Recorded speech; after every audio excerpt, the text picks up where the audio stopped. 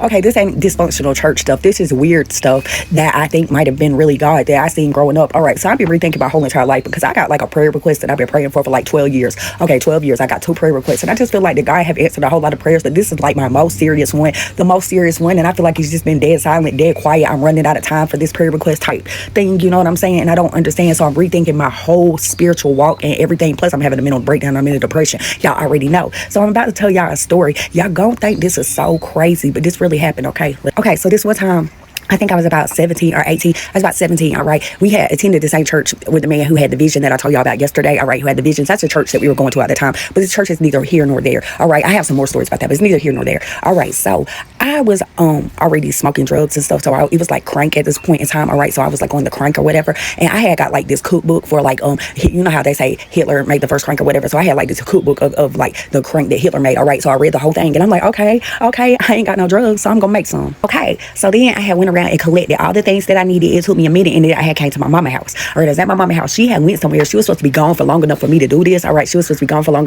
enough for me to do this. So I'm in my little room back there, and I'm doing what I gotta do. You know what I'm saying? I'm cooking this shit up or whatever. All right, and my mama come home. All right, she came home. She came in the door, and she walked back there. I tried to hide everything. It was crazy. You know what I'm saying? I was trying to hide everything. She came back there. She seen what I was trying to hide. She went to go try to look at it. Right? I didn't know what to do. I know that this was wrong, disrespectful, and the worst thing a person could ever do. But she couldn't see it. You know what I'm saying? So I didn't know what to do. So I grabbed her by her head and threw her in the floor, and we started fighting. And Lord knows that I feel bad for that, because I should have never, ever. You should never put your hands on your mama, but I did. Okay, so we was fighting, and then we got pulled apart. Well, we pulled each other apart. We got done fighting. You know what I'm saying? My mama way bigger than me. Okay, I was brave. All right, but anyways, so then she seen it, and then she started fussing at me. We start fussing, right? And then she just kept saying, I'm scared you're shortening your years, child, I'm scared you're shortening your years, because in the Bible it says honor your mother or father. This is the only commandment with a promise, or your days will be shortened or your days will be lengthened, depending on how you follow that commandment. Okay, so I can remember she was standing at the back wall, and I was standing like in the corner beside the bedroom door. All right, so she started praying for me, and she started praying in tongues, and she started rebuking demons, and she started just praying in tongues, and I was like screaming, stop, shut up, like I was a demon, bro.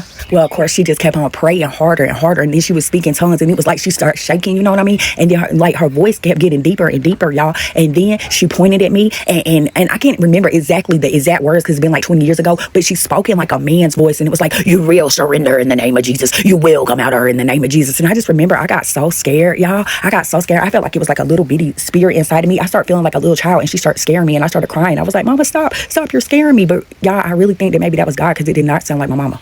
So anyways, I don't even know what happened to my drug stuff, y'all. I think I might have ran out the door, ran down the street, and didn't come home for like 2 months, honestly. But my mama have always prayed for me, and we have a real rocky relationship. But she is the reason that I do know that God is real. Like, if it wasn't for her, I wouldn't know. You know what I'm saying? Sometimes I question what she believes. I question how she act. But I do believe that maybe that was God. You know, a lot of times, like, I feel not part of or not loved by, like, my immediate people. But really, I think it's because I'm so difficult and I'm so hard to love. Like, I really am hard to love. Like, they've even told me that. Like, even since I was a little child, I've been really hard to love. It's kind of my fault that we not like other people families. They just sit and love each other all day. It's because I'm so difficult, you know what I'm saying? And I see that, but I know that God have spoke to me in my life. Like, and this is crazy, but there's times when I was locked up in incarceration, especially I would get like a lot of time on 23-1 by myself. All right, and like I really felt God there, you know what I'm saying? And at that time, I felt the most peace I ever felt in my life, and I was locked in a room by myself for 23 hours a day and only seen like a prison guard, you know what I'm saying?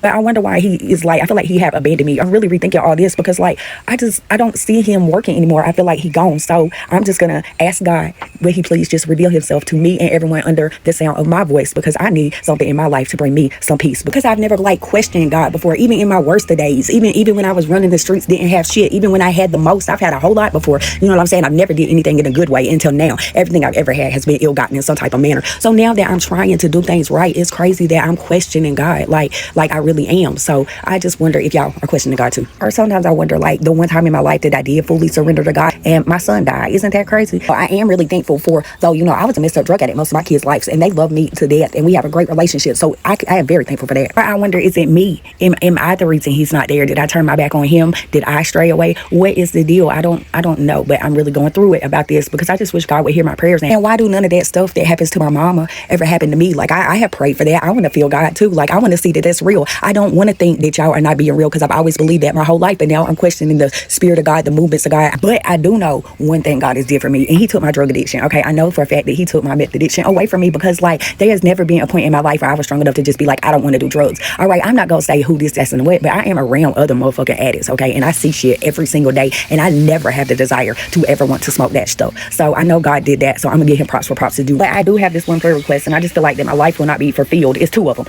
I feel like my life will not be fulfilled unless he hear these prayer requests, or unless he tell me that this is not what for my life, because this is what I'm over here longing for. Okay, and I just feel like I'm running out of time, and then there's another person in this situation that I'm praying about. I'm not necessarily gonna tell y'all what it is or what it's about, but I don't even have any dealings with this person, you know what I'm saying? But they say that God will return to you what he took from you or whatever, and I'm seeing it happen in that person's life, and they never even ever thought about God. So I'm like, God, that's what I'm praying for. Are you gonna do it for me? Do you hear me? Do you love me? All right, so y'all, yeah. Let's see, maybe he's not answering the prayer request because the situation isn't right now. All right, so maybe I need to put the work in for God to be able to help me. That's what the Jehovah's Witnesses say. You got to put the work in. Faith without works is dead. So I'm gonna get to working. And I know that it's weird that I said the Jehovah's Witness people. We are Pentecostal when we go to church, but the little Jehovah's Witness woman come over here once a week and talk to me, and I like her. Okay, thank you so much for listening to me ramble. Y'all have a blessed day.